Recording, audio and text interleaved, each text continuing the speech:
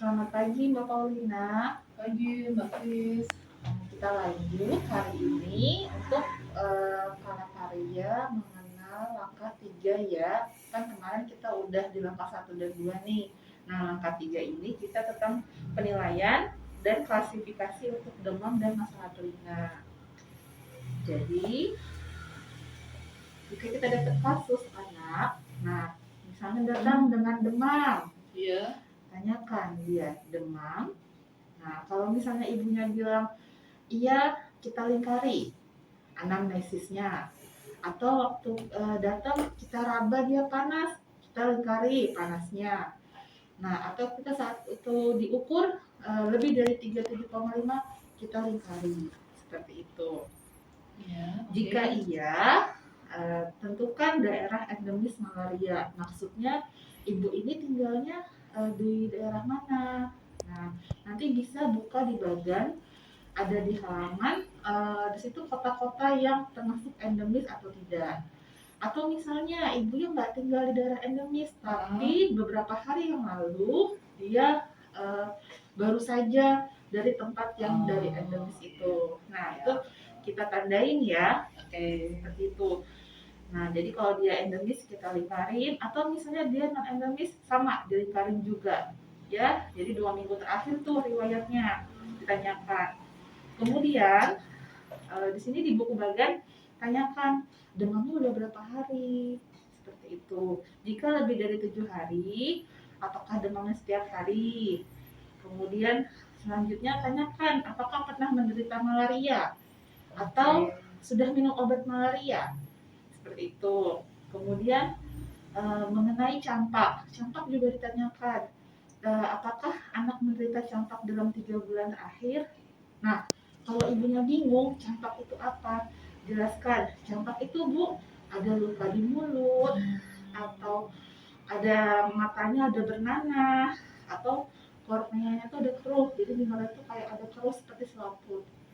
Atau kalau bahasa Balikpapan kerumut ya Bu ya. Kerumut bisa Bisa jadi ya. ada ruang-ruang kemerahan. Nah, itu juga termasuk ya. Nah, kemudian setelah kita tanyakan, kita harus lihat dan periksa. Lihat dan raba adanya kaku kuduk. Kaku kuduk tahu nggak Mbak Lina? Nggak tahu. Nah, kaku kuduk itu dia ngeluh lehernya tuh kayak susah dibuat menoleh. Susah digerakkan ya. Jadi namanya kaku. Kemudian lihat lagi apakah ada penyebab demam. Misalnya ada DBD, atau ada sesak nafas, atau ada sakit saat kencing, kemudian ada sakit telinga, atau luka dan infeksi lainnya ya. Nah, kemudian tadi udah ya lihat adanya tanda-tanda campak tadi ya, selain ruam ada salah satu tanda seperti batuk, pilek, mata merah. Nah, ketika ini sudah kita tes Mbak, tes malaria.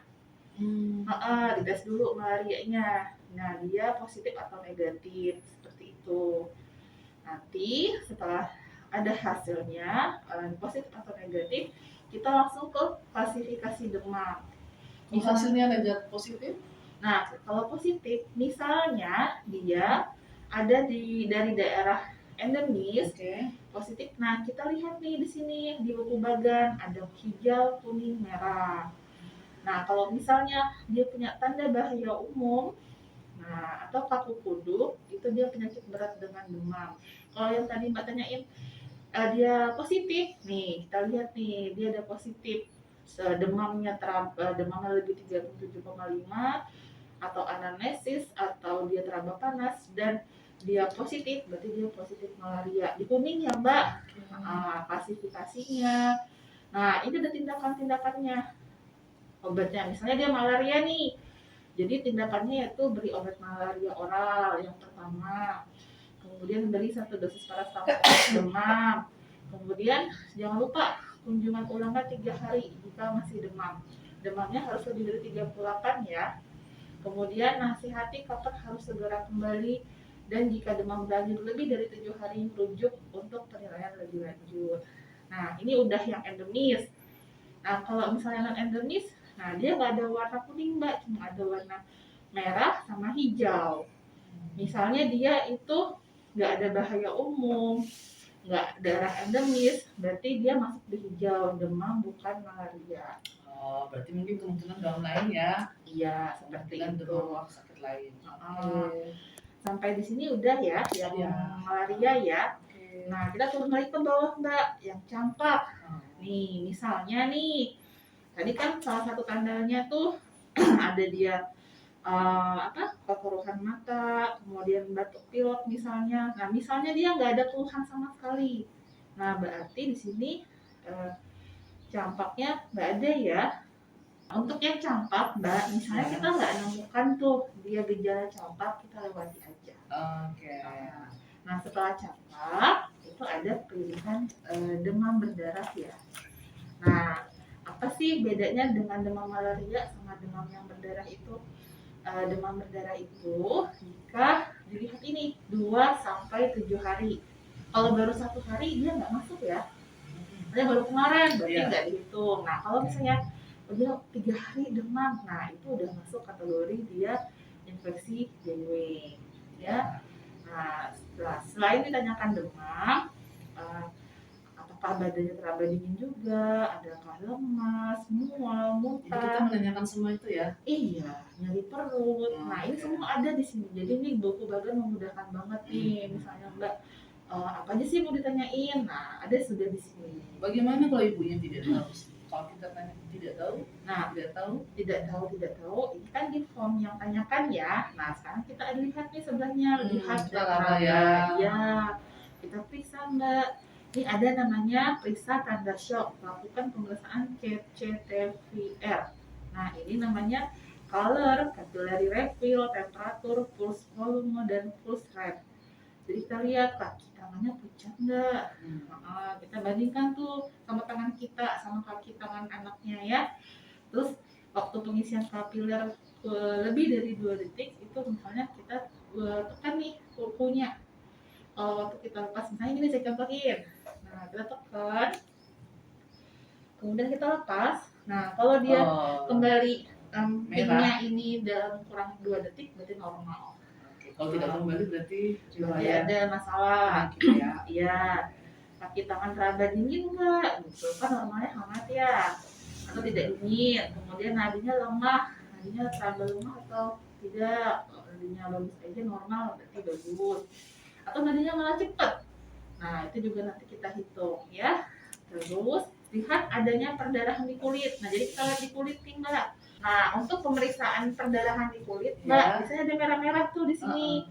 Nah, itu caranya kita memasang tensimeter anak. Kita tensi dulu. Setelah ditensi, misalnya hasilnya 100/70.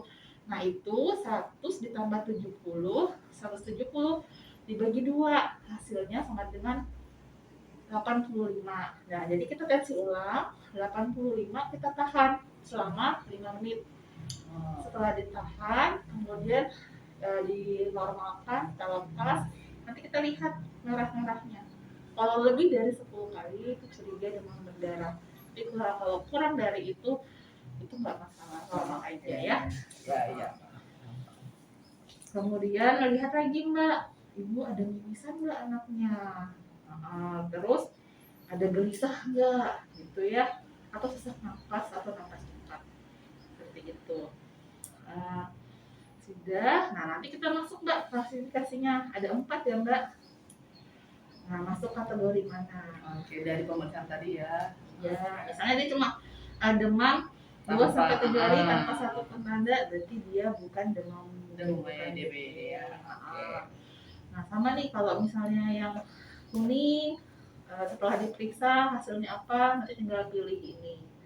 Jangan lupa Mbak ya, tanda gejala umum yang dengue berat, nah itu harus rujuk segera. Jadi kita lihat nih yang bertulis tebal ya, itu yang lebih diutamakan ya untuk melakukan tindakannya ya. Sampai sini yang demam ada pertanyaan nggak? Udah. Sudah ya, nanti sambil jalan ya. Kalau misalnya yang bingung lanjut ya. Sekarang kita ke telinga. Telinga. Jadi telinga juga ada masalahnya Mbak Paulina. Nih, ke telinga. Nah, kapan kita tanya tentang masalah telinga? Ketika ketika dia ada keluhan di telinga, ya. Misalnya nanya nih, ibu, anaknya ada keluhan nggak di telinganya? Oh nggak ada, berarti kita tidak perlu periksa lagi, ya. Kita cuma contohin tidak, nanti di form MTBS-nya. Terus kalau misalnya ada, nah kita tanyakan Mbak, ada nyeri nggak Bu? Ada rasa penuh nggak? Misalnya, atau ada rasa kayak ya atau cairan atau eh, seperti ada yang tersumbat atau bagaimana, ada keluhan apa, kita tanyakan. Nanti kalau ada, kita lihat ya Mbak, ada cairan beneran nggak gitu ya. Terus kalau kita raba ada bengkak nggak, misalnya ada, nah kita lihat nih di klasifikasinya. Kalau kita lihat, oh ternyata cuma kotoran, Oh, itu nah, dirujuk berarti. enggak. Jadi kalau kotoran itu nggak termasuk. Jadi di situ Oke. tidak ada nyeri telinga dan tidak ada nanah keluar dari telinga. Kalau cuma garuk-garuk ternyata kita lihat cuma kotoran, berarti tidak ada infeksi telinga. Di situ tindakannya yang hijau, tangani masalah telinga yang ditemukan. Nasihati kapan harus segera kembali. Nah, terus kalau misalnya kita lihat dia ada cairan, makanya kan ibu udah berapa lama? Kalau misalnya 14 hari atau lebih, dia udah kronis Mbak, di warna kuning nih. Nah, nanti ajarkan ibu cara mengeringkan telinga dengan bahan penyerap yang setelah dicuci dengan NaCl 0,9% atau H2O2 3%. Itu bahannya seperti apa? Nanti ada tuh kain kasar, nanti diberi cairan, nanti tinggal dibersihin. Nanti kita ajarin, kemudian jangan lupa antibiotik tetesnya dan kunjungan ulang 5 hari. Nah, dikasih obat nggak? iya, minum? dikasih obat minum antibiotik. Antibiotik. Sebentar, kalau dia misalnya nyeri nih, dia datang dengan demam, karena kita ada nyeri telinga, kita kasih obat minumnya, obat paracetamolnya. Jadi ya, Iya. sakitnya. Nah, lanjut lagi yang di atasnya, misalnya nih nyeri telinga atau rasa penuh, misalnya dia kurang 14 hari, berarti akut. Nah, berarti dia infeksi telinga akut. Di sini ada beri antibiotik minum selama 10 hari, obat nyerinya paracetamol, terus cara mengeringkan juga seperti itu. Kunjungan ulangnya 5 hari juga. Tapi kalau misalnya pembekakannya sampai bengkak banget ya Mbak Rina, nah itu di sini selain antibiotik dan paracetamol dirujuk segera. Jadi warna-warna ini yang menandakan ya, Iya. ini baik ya. Iya, yang ini kronis, ini akut, nah ini yang udah berat, yang Ya, harus dirujuk. Sampai di sini ada yang ditanyain? Ya, paham. Jadi semoga nanti bisa dipraktekkan dan lakukan. Oke.